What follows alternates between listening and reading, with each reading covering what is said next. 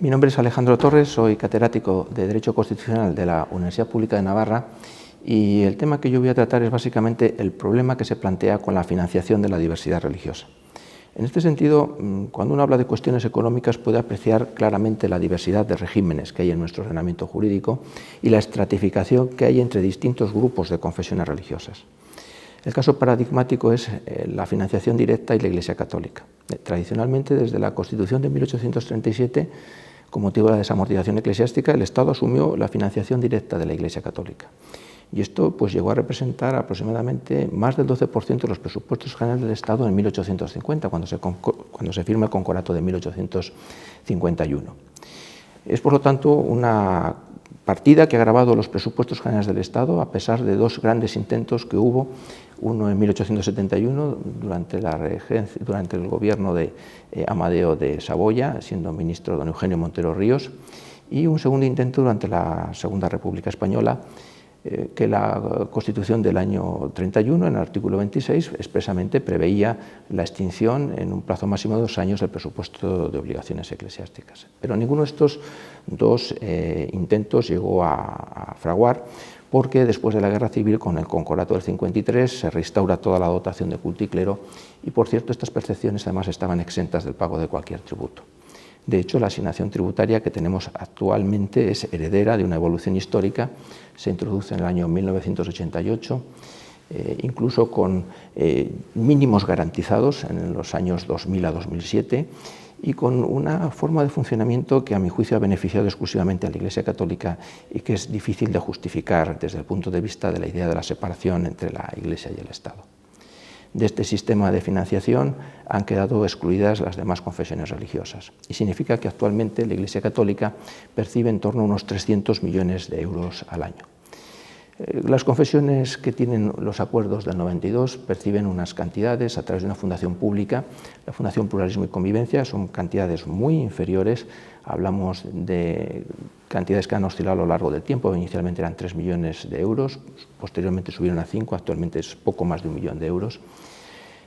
Cantidades que se destinan al funcionamiento interno de las confesiones. Esto es también, a mi juicio, repensable desde el punto de vista de la separación Iglesia-Estado, pero es aún más cuestionable desde el punto de vista de la neutralidad, porque el resto de las confesiones quedan totalmente fuera de este sistema de financiación. Las que tienen notorio arraigo o las que tienen mera inscripción en el registro no perciben ninguna cantidad por parte del Estado. ¿Cómo debiera de financiarse la libertad religiosa? A mi juicio, a través de donaciones de los fieles que sean deducibles en el impuesto de la renta de las personas físicas o en el impuesto sobre sociedades.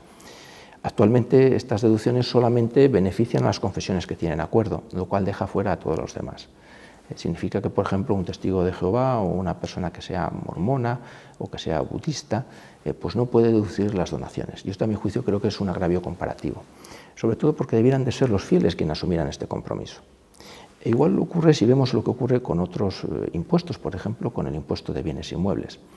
La Iglesia Católica y las confesiones del año 92 gozan de exención en el impuesto de bienes inmuebles, no solamente respecto a los lugares de culto, sino incluso en relación con las viviendas de los ministros y también de los huertos y jardines.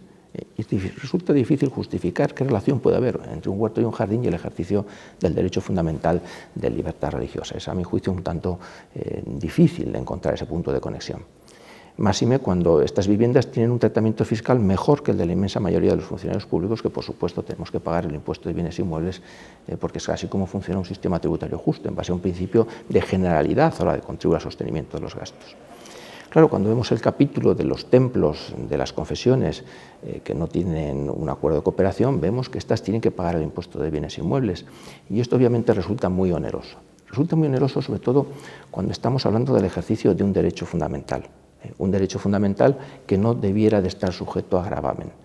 ¿Cómo se pudiera solucionar esta cuestión? Yo creo que es necesario hacer una revisión de los beneficios fiscales y sobre todo es necesario aclarar a quién corresponde la financiación, que es básicamente a los fieles.